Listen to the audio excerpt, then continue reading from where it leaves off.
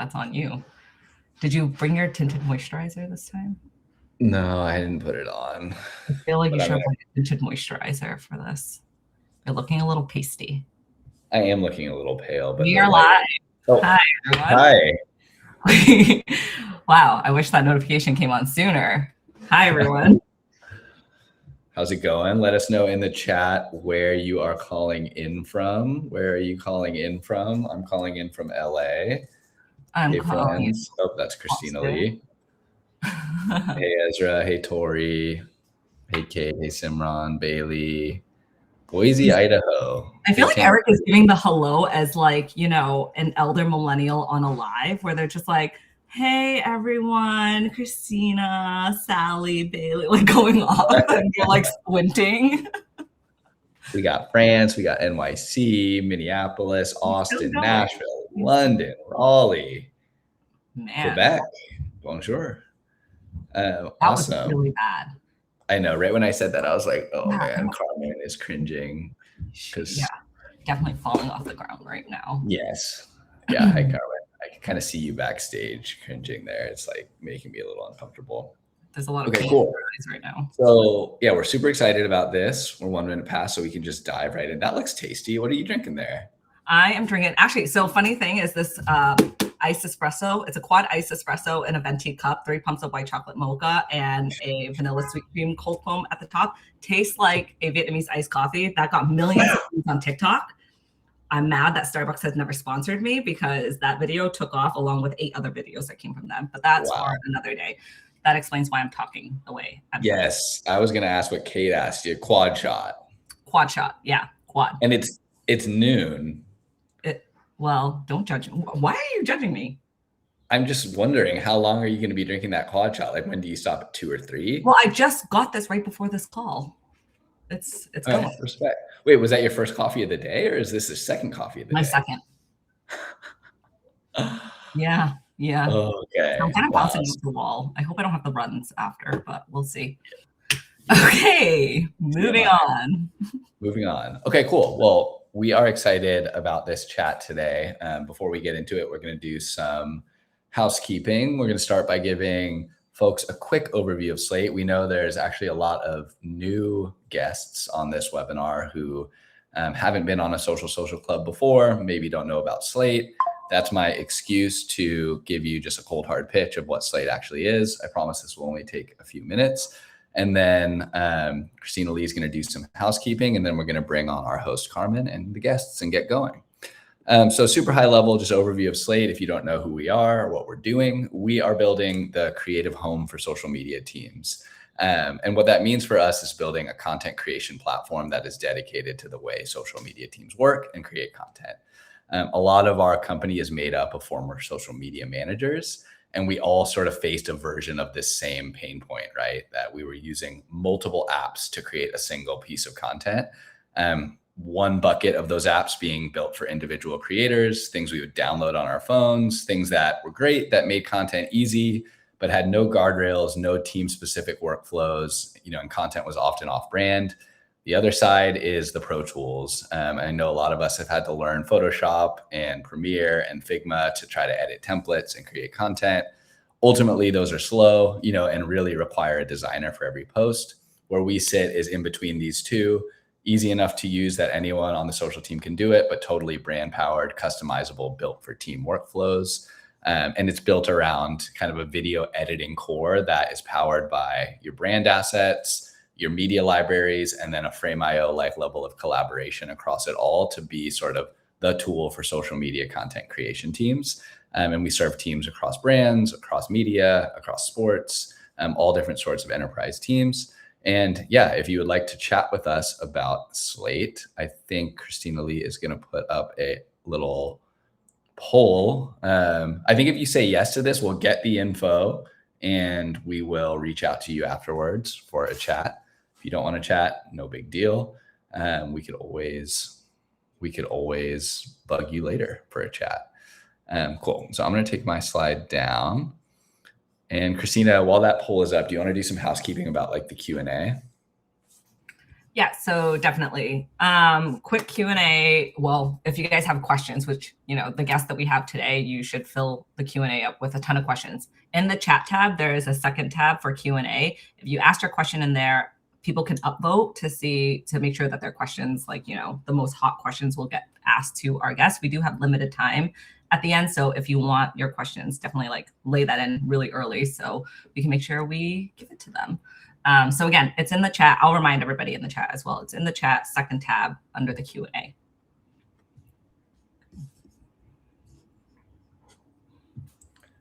Okay, cool. This poll's a little awkward. Can somebody from our team at least click yes so something happens? Even just someone from Slate? No one has to know. Anybody? Okay, cool. We're going to bring on Carmen, who is going to announce the guests, and Christina Lee and I are going to go off stage. Because Eric needs to go lick his wounds now from that. I was like, please, the numbers just didn't move. You know what? I couldn't find it. We should share that this is our first webinar we've done without Christina Pirro, and you can tell because it's taking 3 people to do the work of one enthusiastic woman, and that's on learning.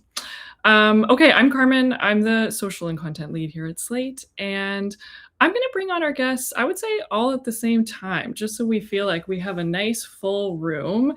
And then I would love if everyone could introduce themselves. I feel like in the past we used to intro people, but I think that it's actually better to introduce yourself because you can tell me the things you think are relevant to share about what you're up to these days. So name, let's say your role or what you're working on these days. And then my one icebreaker lame question for you is, what's the most recent internet rabbit hole that you have traveled down? Let's start with you, Brianna. Oh, crap. Okay, so I'm Brianna, founder of Verbatim, an influencer marketing agency, and I host Stop the Scroll, which is a newsletter and podcast where I explore internet culture and decode virality. I would say the most recent rabbit hole, AI relationships. Yeah. Why people dive into them, what hooks them, and what that means for the future of human connection. Yeah. One of my favorite podcast hosts was recently talking about AI psychosis, and that was quite a juicy topic. So, All right. I love that. Jeff, why don't you go next? Cool. Hey, chat. I'm Jeff Meltz. I'm the head of social at Atlassian. I had a newsletter that I don't really do anymore, so I can't talk about that. I don't have any kind of anything other than what I'm doing at Atlassian at this point. An internet rabbit hole.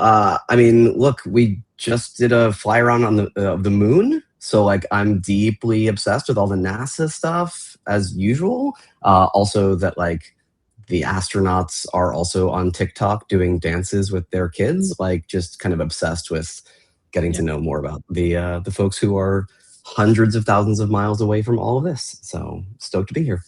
Totally. I think it's crazy to live at a time where social media and potentially landing on the moon again is coinciding.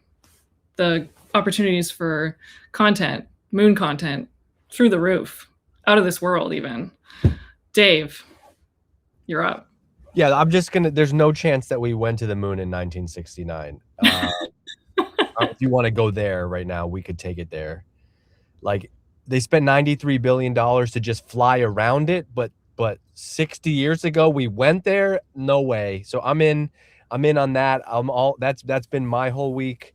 This week, the corner of the internet that I'm in though is actually the opposite of AI. My wife would kill me if she saw that I was Googling content about AI relationships. It would be a wrap for me. So I'm not messing around. I'm not playing in that, Brianna. I'm actually really in on real human content. I actually think that Instagram is kind of blowing up in my world. I'm a late 30s, white male dad. So I'm it's all guys running on treadmills and working out at 4 a.m. and it's that life. And that's my content. Those are my people. I'm hanging hard there. And a lot of creatine content. Oh my God, so much creatine. Side creatine story. Creatine, then I'll shut up. When I was 18 years old, my mom found my creatine and thought I was like doing steroids, and she threw it out. The culture has gone so far that my mom, now 68 years old, called me about a month ago, and she's like, "What do you know about creatine? I saw it on the Today Show that women my age should be taking it." So we've gone full circle. And I'm in the car right now, car seats behind me, because I had to unexpectedly take someone to an appointment, but I got good service and I'm happy to be here. Great. Well, thanks everyone for joining us. I'm going to dive into questions because I want to make good use of our time. I'm going to start with a kind of tricky one. It's for Dave. I want to know how you feel just with the knowledge that Brianna has at least 40% more LinkedIn followers than you. And is that something that keeps you up at night? Wait, is that true? Like, is that true? Is that actually true? I mean, I did rough math. I'm a social media manager. I'm not a math. I thought he had more than me. Let me fact check you. I just wanted to know if oh it's my hard God, she does her a quarter.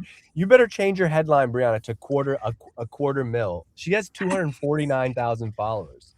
Yeah. I run 248,000 of them. It's just me commenting on my own stuff. Well, we're in the same Chat, get her to 250. Chat, get her to 250. No, fuck that. Get me to 200. What are you talking about?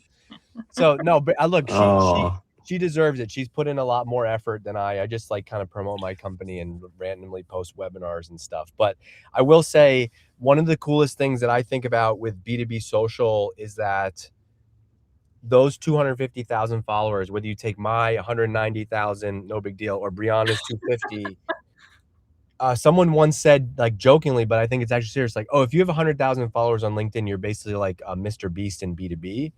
And that was kind of a joke, but it's also serious. I'm sure Brianna could speak to this running her agency in a business, but like when you work in B2B, I think the thing that people miss with B2B social, it's like, it's actually not about a ton of volume. It's not about crazy engagement. It's like you might get a handful of leads and those are 6-figure deals. Just the economics make it's so different. And so if you can crack B2B social, it's such a different opportunity than like if you were trying to like, sell another like, CBD seltzer online. 100%. I mean, I think like I'm sure someone has done a more realistic like linear equation, but I feel like 10,000 followers on LinkedIn is like 100,000 on Instagram. It's like there's a comparison there. But okay, I want to talk a little bit about, well, a lot of it about personal brand building, and I have more than one question. So first of all, I mean, I think it's safe to say that you guys were building personal brands before that was a playbook and before that was seen as, an obvious way to differentiate in a very competitive space.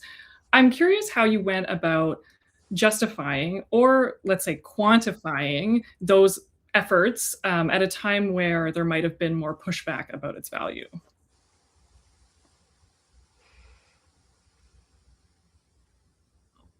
Thinking. I can go first. Yeah, go for it. So for context, when I started creating content on LinkedIn, I was working in-house. I didn't own my own agency. So I did get pushback from my managers around like, even though I was posting before I even got to work that day, I was getting pushback about how much time I was spending on LinkedIn. Was I looking for another job, stuff like that. But my goals were also different. Like I think Dave made a great point, right? Like you can drive 6-figure leads with 10,000 followers. I wasn't looking for leads at that time. So the way I justified it was more on the conversations I was having. I was really looking to network, really looking to connect with more marketers in the space, and trying to figure out if there was a way for me to also kind of build credibility in my space and not be so reliant on a resume. And then it's shifted obviously when I started Verbatim, and now it's a lot more focused on leads, still on credibility, and also just like connecting not just with marketers, but with, C-suite and things like that. But that's how I justified it at the beginning was, am I having really valuable, impactful conversations, and how is that impacting my career trajectory? Mm-hmm. Yeah. I think just like I've always been frustrated because I own that profile. Did I lose you all? I only see myself. No. Christina Lee just backstage trying producer tricks or something. Yeah, she's just doing jump cuts. That's all. Yeah. Let her cook. She's doing her thing. Ready camera two. Exactly. I think I've always been like, nobody owns my social media presence. I own my social media presence. And so like there's no justification for it. Like I can do what I want as a human. And you know what? I think people have told me this is a very American thing. I am American, so I can't apologize for that, but like we put a lot of stock into what we do for work. I go to meet someone, I get seated next to Brianna at a dinner. Very first thing I'm going to say to Brianna is, oh, nice to meet you. Where do you live? Oh, what do you do for work? And I think with LinkedIn and B2B social in particular, you kind of tapped into this whole world of people who, guess what? We spend a lot of damn time at work. A lot of us, we want to talk about what we do online because 99% of my friends at home in my little town in Vermont, my friend group, they don't care what I do for work. They don't want to talk about B2B marketing with me, but like Jeff does, Carmen does, Brianna does. These are people that we meet online. And so I've never thought of it as like, I am out here building my personal brand. I've like, you know what? I like marketing. I think I'm good at it. I like business. I like writing about this stuff online. And when you write about something online, whether you're a 40-year-old suburban dad running on the treadmill, like I said, or you're a B2B marketing professional, when you write about that stuff online, you attract like-minded people. And so for me, it was more like, as I did these things, I got followers and I was like, oh, wow, there's something here. It was never like I set out to build a personal brand, but now when I post about a webinar, people go to it, right? When I post about something, people sign up for that. I get a bunch of likes and comments and engagement, but I also get DMs from people that actually would never have commented on my post. And so it's kind of like the triangulation of all that. And then as a result, today you have a personal brand. But I wasn't like, I'm going to go, Mom, I'm going to go build myself a personal brand. Yeah.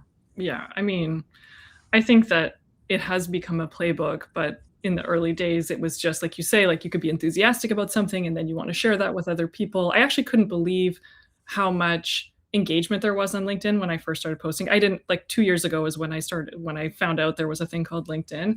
And I was like, gosh, people engage so much on here. This isn't like, Instagram where you really have to, like where the comment threads feel so hard to revive.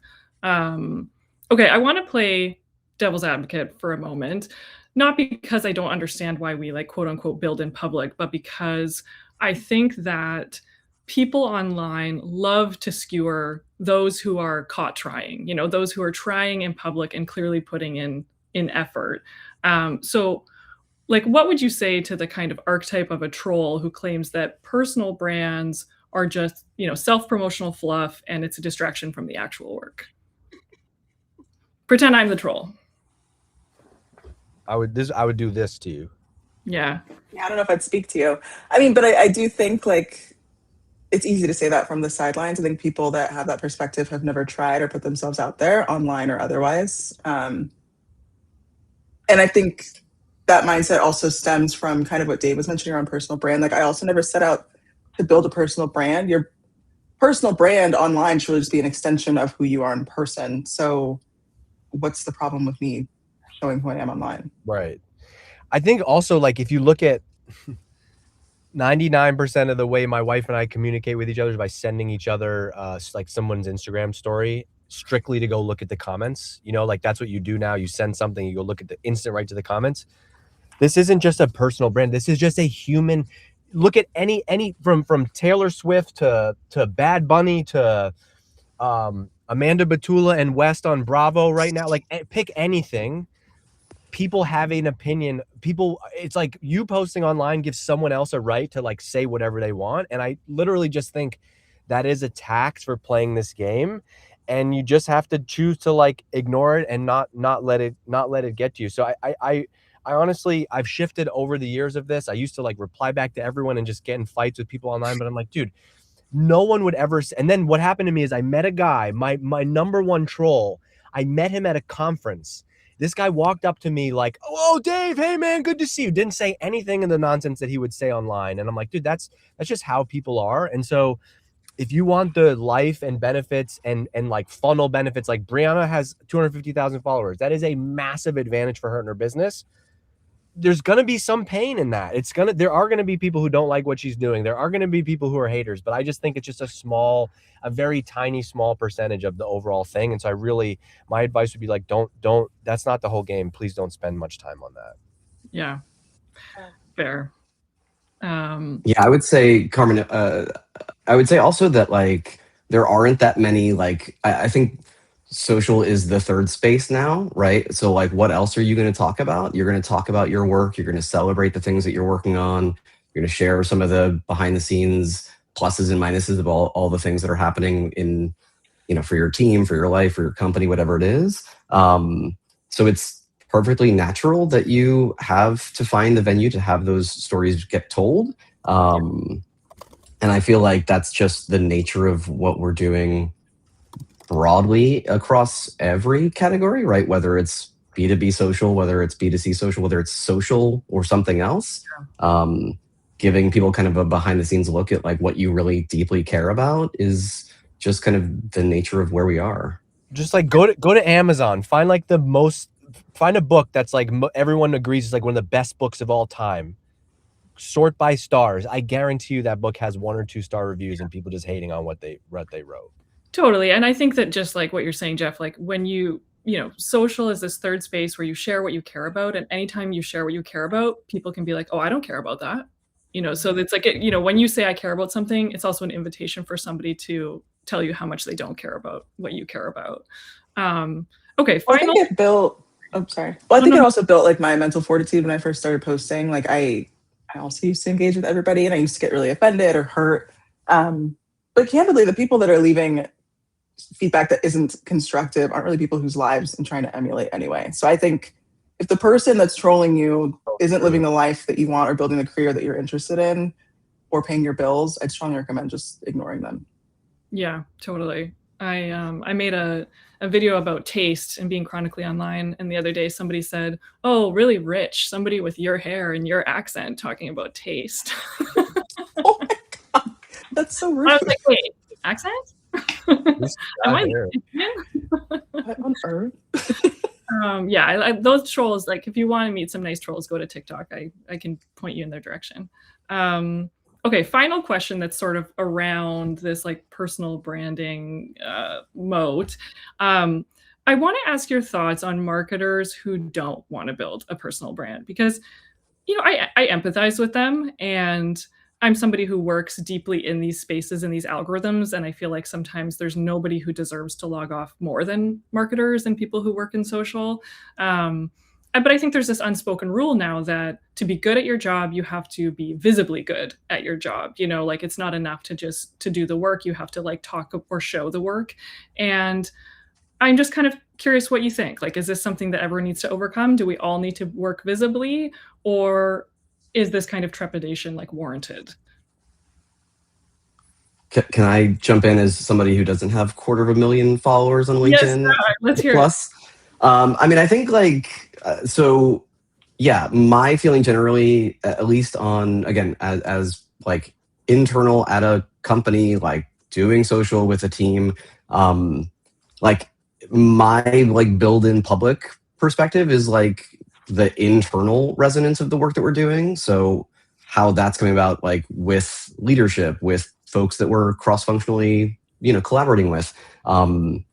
I talk about making like the invisible work more visible all the time, less so, you know, trying to figure out how to tell that story on LinkedIn or Instagram, for example. But I think that's just the nature of advocating for the work generally. But like, I don't build in public to the degree that I think some folks on the call who are speakers or in the chat are doing. There's no like plus or minus to that approach. It depends on what your goals are and how you want to show up in the right ways. So yeah, I mean, I look at it from the perspective of advocating for the work that you're doing internally to get more of that work seen, loved, and like funded. So I think it really depends on the internal versus externalizing of those stories. Yeah, and I think we need to broaden our definition of building in public. Like I would consider building in public to also include being active in a community like Exit 5, even if you never post on LinkedIn. Like, I think it's a lot more important to just network and connect with people, and social is a great way to do that. And I also think building in public can look differently. For example, I don't really talk about my agency online. I mean, if you want to look at case studies, you can go to the website, but I spend most of my time on LinkedIn talking about like my values, the way I work, like how I approach management and career building, because I want to connect with folks who feel the same way, and also give people an opportunity to understand me and how I choose to show up offline. And so I don't think this pressure around posting everything that you're doing on LinkedIn is really warranted. I think it can look different, and it can just look like networking and connection. Yeah. And I think it depends on the role. Like I've been a VP of marketing. I'm hiring people today. I think if you're a social media manager at a company, like I would kind of expect you to like have something to show and be creating content online. If you're the product marketing person at a company, a content person, like any other type of role, a marketer, like, no, I don't think there's a prerequisite to create stuff. My only pushback on that would say, like, man, it's companies lay you off and have we're all family, but they'll lay your ass off as soon as they hired you. And so my defense mechanism would be like, I want to share all the things that I'm doing at work online, not even to build my personal brand, but like there is no better resume available to you today than sharing your work online. And so that doesn't have to mean Jeff is posting a sandwich of like a picture of him eating a sandwich. But if his company like ships something that he's proud of and he's posting that video and he's like, I want to shout out my team, like look at the video we made. I'm going to hire Jeff one day and I'm looking at that and he's getting credit for that work. So there's a difference between like posting. There's a whole level of like, you see it now, right? LinkedIn has almost become Facebook in a way, or Instagram, where like I could post anything. People are posting, engagement announcements, birth announcements, deaths on LinkedIn. You don't have to choose to do that. And in fact, if you actually know anything about Dave in my personal life, I think that I play a character online that has helped me build my business, where I'm like, I'm Dave who only cares about B2B marketing online because that is the persona, because it helps me with my business, and that's the character that I'm choosing to play. So you could also take an approach like that. There are lots of things that I don't write about or share online. So I don't think you have to do that. I think you hear a lot of marketers talking to marketers in Exit 5 and in other places where everyone feels like, oh my God, everyone has LinkedIn followers, but I don't think that's the reality or necessary. Well, and you also don't need 250,000 followers to be building in public successfully. Like, that is not the definition of success. You can have 500 followers and be doing just fine. You can have 5 followers, and if it's the right 5, I mean, go off, I guess. And so I think also just letting go of those standards. Yeah, I think people look at like how many followers I have and think that means that I'm doing it better than somebody else, and it really doesn't mean that. So. Yeah, I like your point too about how like I think there's this miscalculation or something where a lot of people think that being active online means self-promotion. And it's like you're saying, it doesn't have to be self-promotion. It might just be talking about your values, or it might be like, yeah, like I don't think it has to be like, oh, look, I did such a good job, And I think anyone who actually posts knows that. And I think that people who don't post don't always, recognize that. Yeah. Okay, so I have a theory that people who are good at building brands, be it personal or for, a company, are also, they also have a knack for building community. And, there's a relationship between these things, brands and communities. Even though I think we toss around the word community and don't always mean it in the true sense of the word. So I want to know something concrete you would do differently if you were trying to build like a capital C community as opposed to just grow an account. I'll jump in on the brand side, I guess. Like, capital C community to me is kind of self-run, right? Like it is not at the direction of a brand or a company. It is a space for that community. Again, not audience, because I agree, Carmen, it's like audience or community. It's its own entity entirely. And it's self-managed. I would say, from a brand perspective, like you have business goals, you have objectives for your year. I think, if you can think about community as a place where your buyers, your customers are learning from one another, they have a safe space to share like what they're building in public, for example, that's community, and it is self-governed by the best case scenario. Any more thoughts from you, Dave? What do you think? Brianna? Like, I see faces on this chat. I mean, I think a community, like I get this question a lot because I run a community that is a community, and it's like, should we build a community?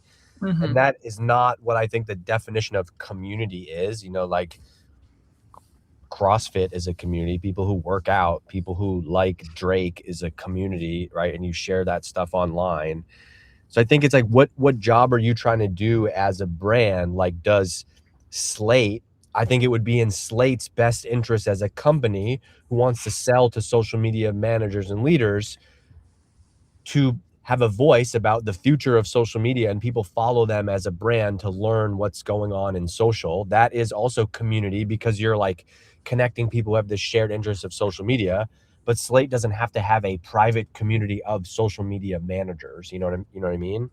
I also think the other big thing that's changed, though, is like, I probably wouldn't spend a lot of my time focusing on the brand page. I would focus it on people within the company. I think you need to have the brand, and Jeff's probably the most relevant person on here. I mean, this guy's been at Sony, at Square, like you've done it at really legit companies. So don't take what I'm saying from it, even though I have more followers than you.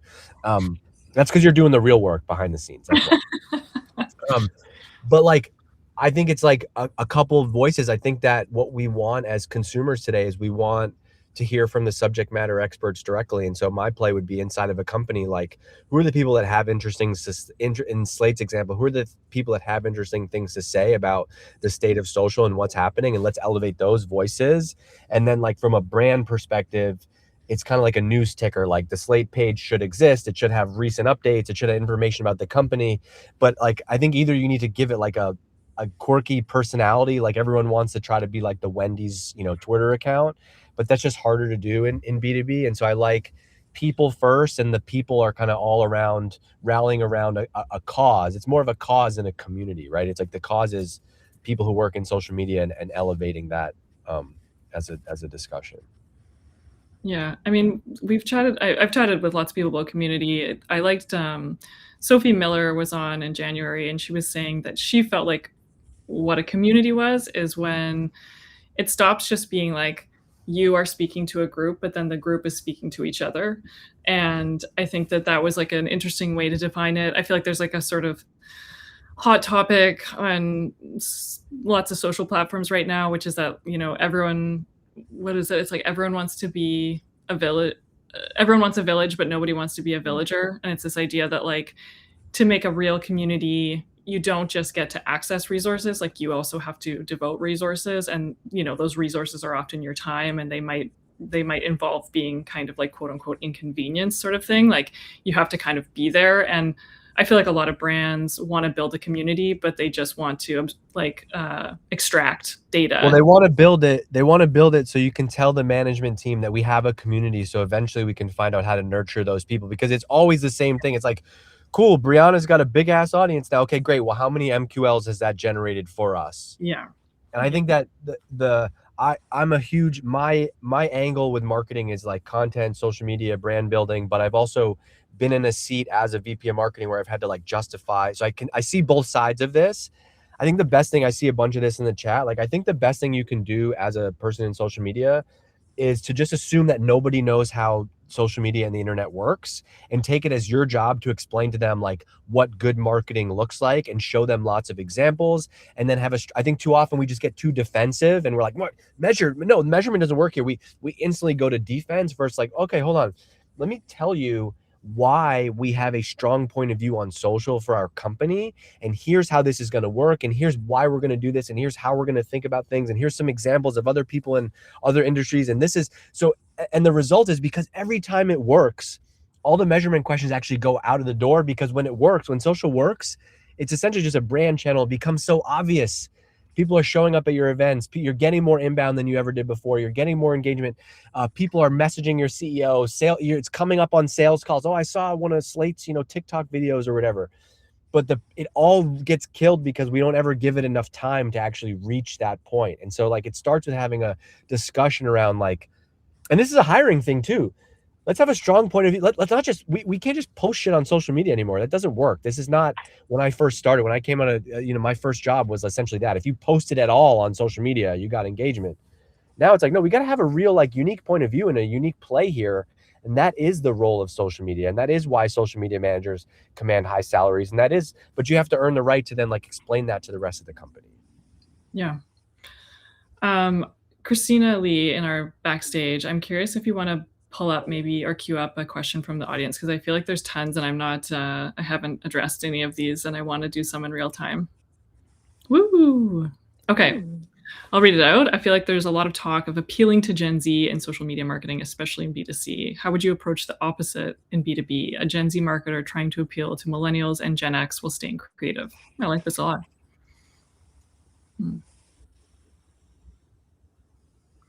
How do you appeal to people like me?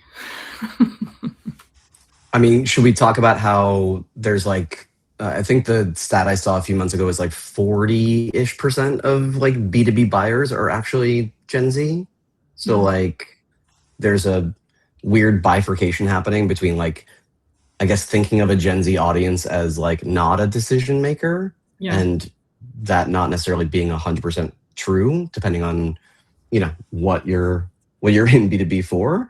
I think like appealing to Gen Z maybe is just like being funny and quirky, and is it about tone of voice? Because I feel like that's also kind of a softball way of thinking about talking to Gen Z. So but they're saying, how do you appeal? Like, how does a Gen Z social media manager appeal to the older? I mean, this assumes that the people that work in B2B are the olds, which I don't think is true. Yeah. Well, also, I would just be curious if do they know this for sure? Like, I can't tell from this question if they know for sure they should be marketing to millennials and Gen X, or is it Gen Z, or is it a mix? I mean, because my answer is kind of boring. It's the same way you would appeal to Gen Z. It's like, have you talked to the customers? Absolutely. Are you doing research on social? I know it's not like the fun answer. No, but you're right. You're right. Like, appealing to Gen Z is not just like making online content. There's a certain type of, oh, this is a meme that Gen Z folks would find funny. This is a style of video, right? But like, some of the most addicted people to their phones in my life that I have observed are like people that are my parents' age, like late 60s, 70s. So I think that like that is not true anymore, that it's only like, no, my customers are not. Look around. Everyone I see, I was just sitting in the doctor's office. Everyone in the waiting room, from young to old, is glued to their phone like this. So the issue is not that your audience is not online. It's like, how do we speak to them in a way that appeals to them? And so if you have a hypothesis, to Brianna's point, like, if you think your audience skews older, then this is like, let's do the demographic on them, and we're going to make a meme, we're going to make a joke, we're going to use comedy or music or whatever that relates to them, not to someone who's relevant now to Gen Z. It's like, this is what I love about marketing. It's like the same, if you peel it all the way back, it's the same question. How do I understand my customer? Like, and how do I reach them where they are? What do they care about most? Exactly. Whoever they are. Yeah.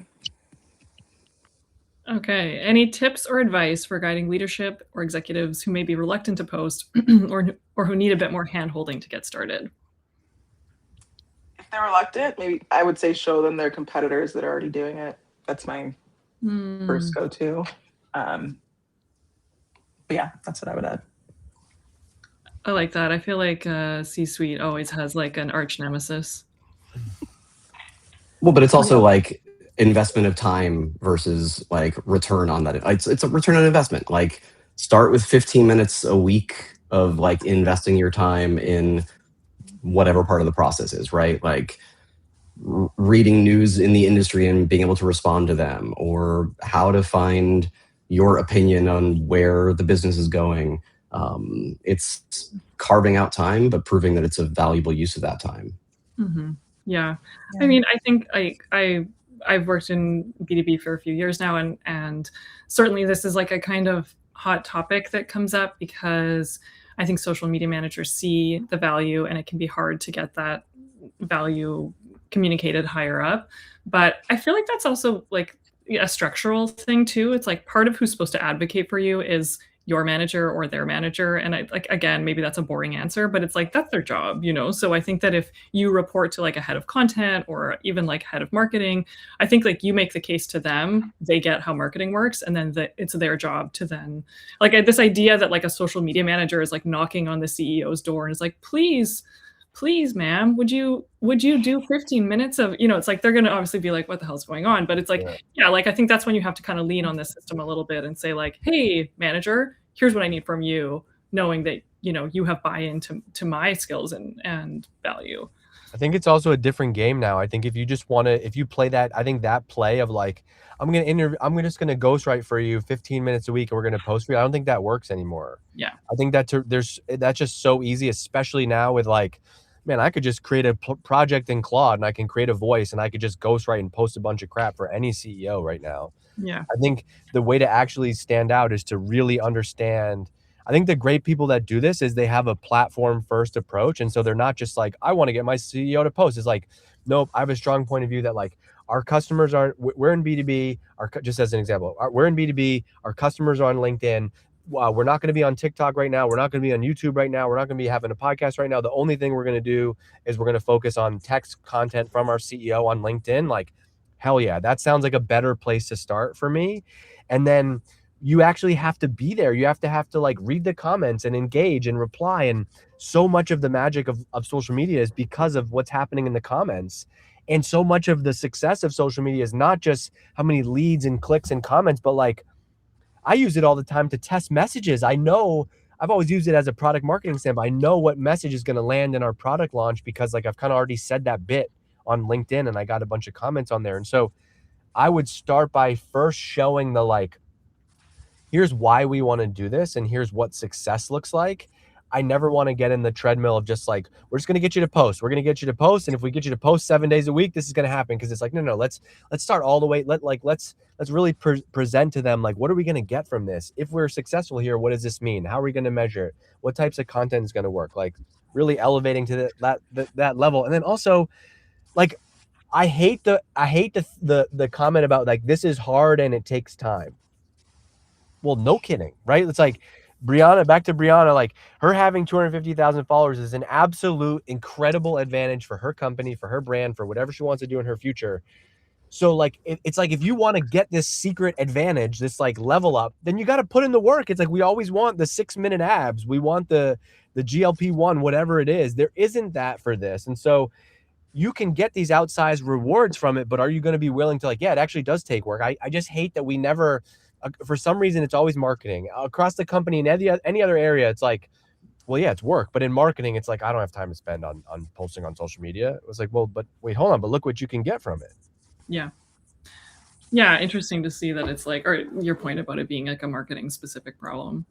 Well, and I think Jeff made a good point too. Like, you can just pull your CEO's perspective and use that for content. Somebody posted in the chat that was interesting. Like a lot of CEOs and C-suite do want to stay offline or they want to stay private.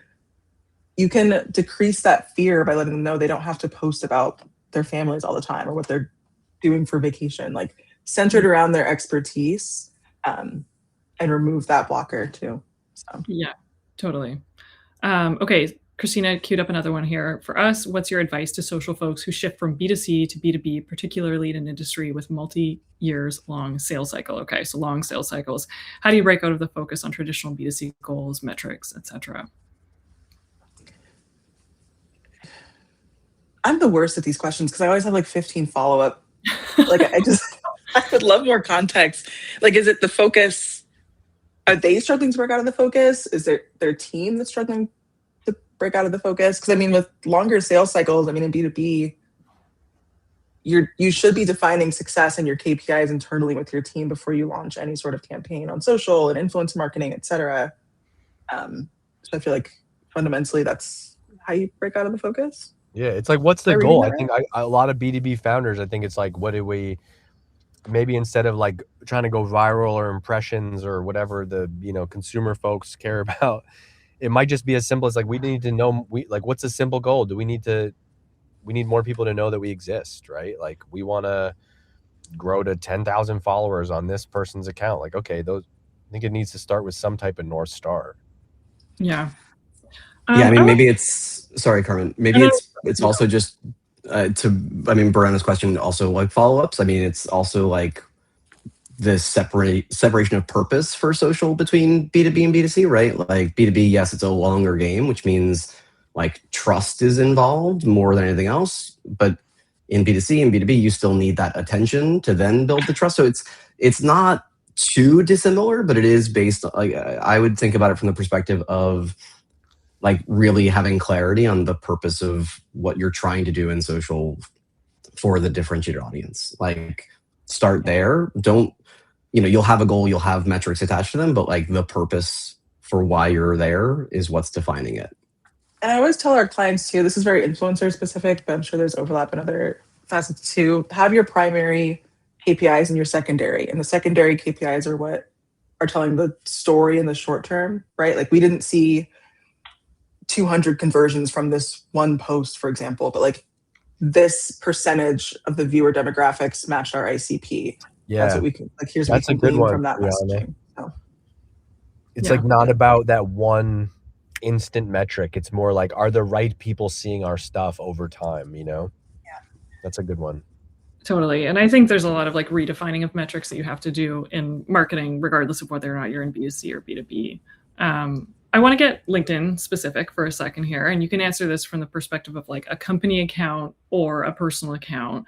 But I think like clearly a lot has changed in the last 5 years on this platform. Like, it's a totally different place than it was right after the pandemic. I'd love to know from each of you what's something that worked, say, in the like back then, and again, this can be like company or personal account. Maybe something that used to work that you sort of had to let go of, and then something you're doing now that just like you never could have gotten away with in the early days of LinkedIn.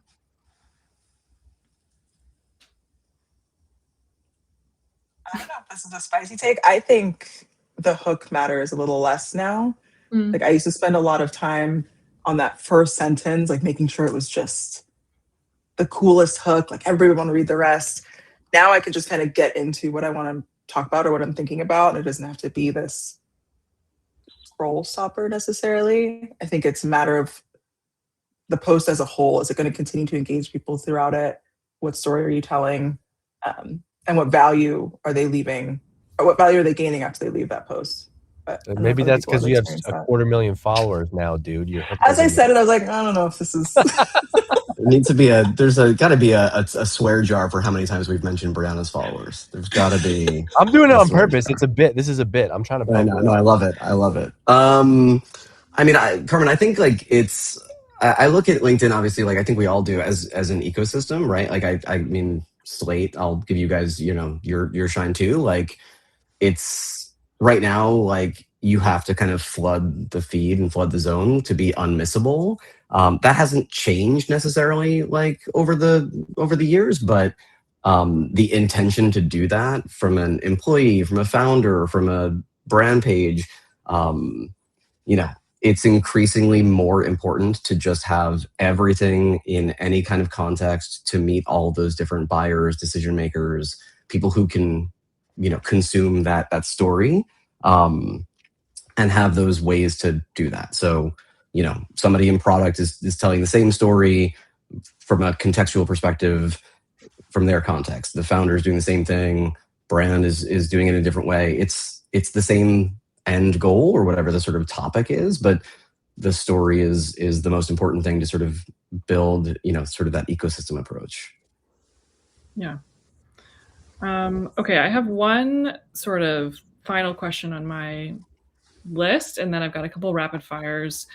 This one I wanted to touch on, and like truthfully, the more we talk, the more I feel like maybe it's kind of an irrelevant question. I used to work in B2C, I work in B2B now, and if I had to ask myself honestly what the big differences are between these two zones, like I don't feel them so acutely. Like, the work that I do in social is largely just about thinking like, what's the message that resonates with the right audience, and like how can we get in front of the most amount of eyeballs that are the relevant eyeballs. So in my mind, that there isn't like this binary system where there's like B2C over here and B2B over here. But I do think that there are misconceptions about B2B, that it's like stuffy and boring and whatever, and all these things that I just don't think are true in 2026 and haven't been true for a long time. But if we're kind of like relying on these, or if we're acknowledging these misconceptions, like, what do you think that the B2B world in 2026 can teach B2C? What are the big lessons that we could kind of lay down?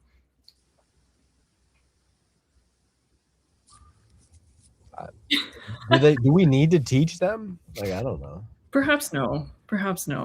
I think that, look, I've spent a lot of time. My kids now say blah, blah, blah, B2B marketing. What the heck do you do? Like, they have no idea.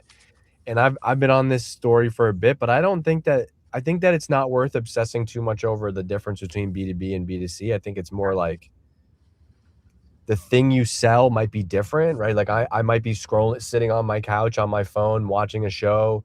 I see this hoodie and I buy it. That's the difference between like, I don't know, am I going to sign up for Slate? Like the Slate pitch was good, even though none of you voted on the poll. Like the Slate pitch, that's cool. I think it doesn't translate into like people might not necessarily buy Slate tomorrow, but they might 6 months from now after hearing, wow, I first went to the webinar, then I saw Christina Lee speak at this event, then I met the founder, I started following him on LinkedIn. So I think just like the way you get from point A to B is different. And I think just knowing that kind of changes then like the roadmap that you might take to go there. This shameless. I have some feedback, by the way, on that whole, I do this for a living. I'm happy to give you advice and feedback on how to do the pitch in the beginning. I'll send you my notes after, Christina Lee. I've been waiting for an opportunity to professionally give you some fucking tight feedback after, so I got you. Sorry, why me? I mean, you're putting on this webinar, right? I'll have ownership. It's either you or the founder guy. We'll get it. We'll fix it. The founder guy. We gotta tighten up the ad. It was like, is it an ad or not? Like, own it. Like, make it a thing. I think we're gonna remove Dave from the stream right now. I've done more for Slate using Slate in the examples in the last 30 minutes of this webinar than your ad did. That's a fact. So, that's actually pretty good. Yeah, I'll take 360 feedback coming in hot. Yeah. No, I love this.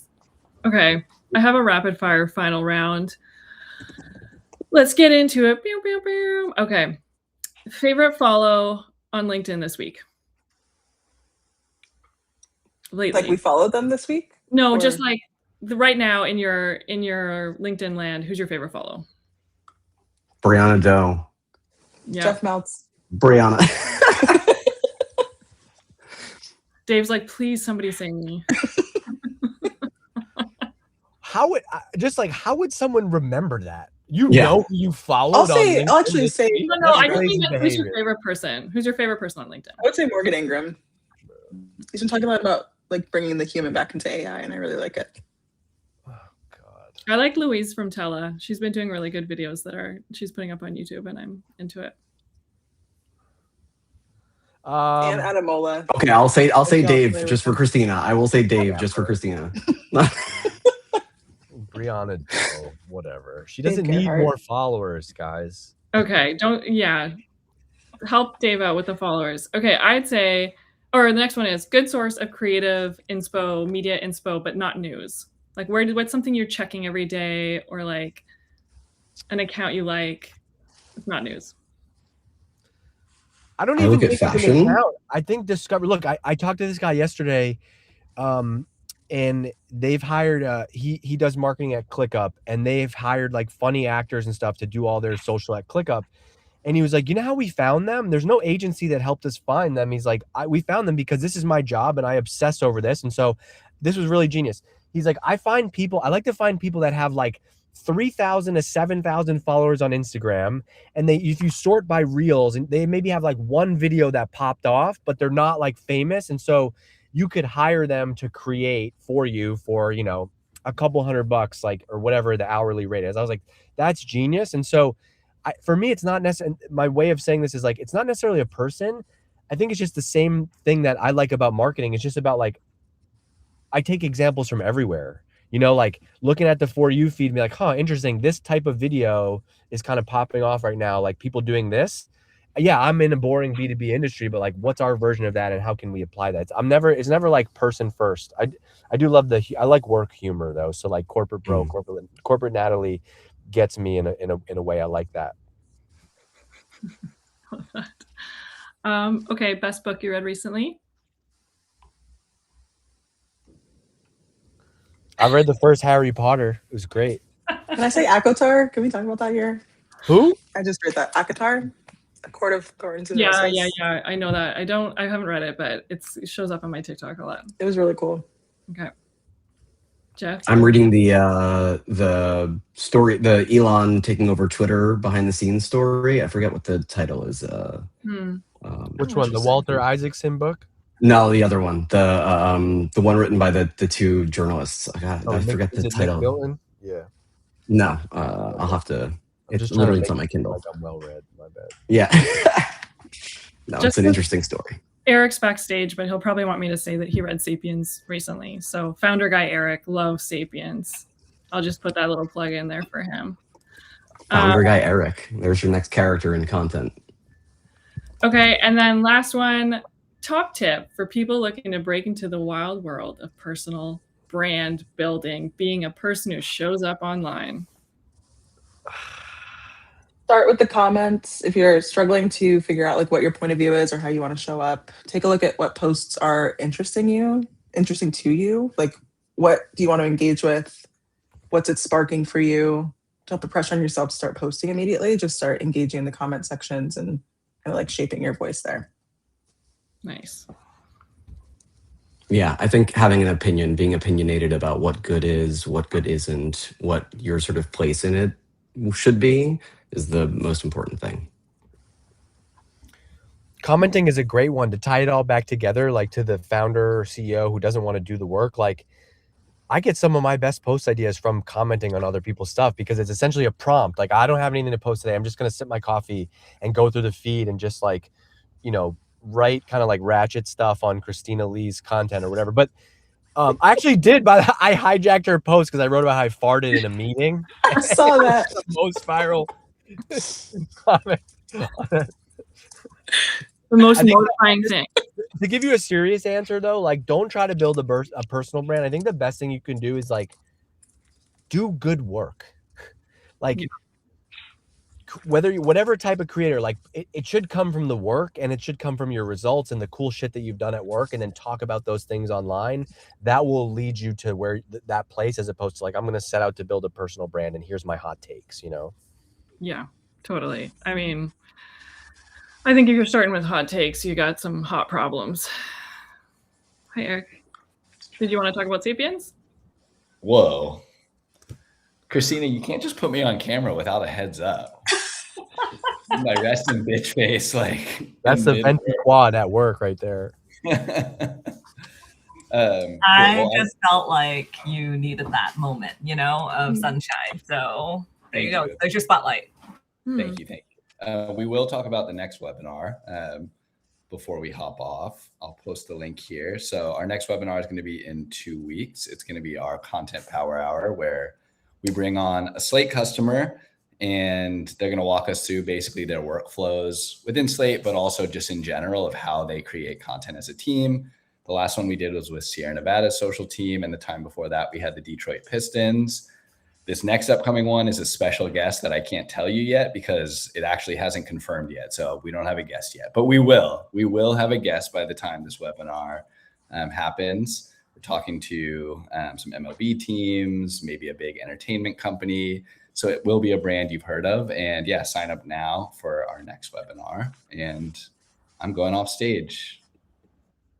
Amazing. Christina, are you going to put up that little, there's like a little, I forget what it's called. Yes, the little CTA. He just little linky dink on stage. Like, what the heck? Okay, well. Nice. Well, thank you so much, everybody, for chatting with me about B2B, B2C, what is bees, you know, all the bees. We've appreciated it. Okay, Christina and Eric, I think, are just waging warfare on each other in the backstage, but appreciate everyone coming out, taking a little bit of time out of your day. Appreciate Dave, Jeff, Brianna. Thank you so much for your answers and your not hot takes, just like completely genuine takes. I appreciate it. It's nice to talk about this sort of stuff. This was great. This was my favorite webinar of all time.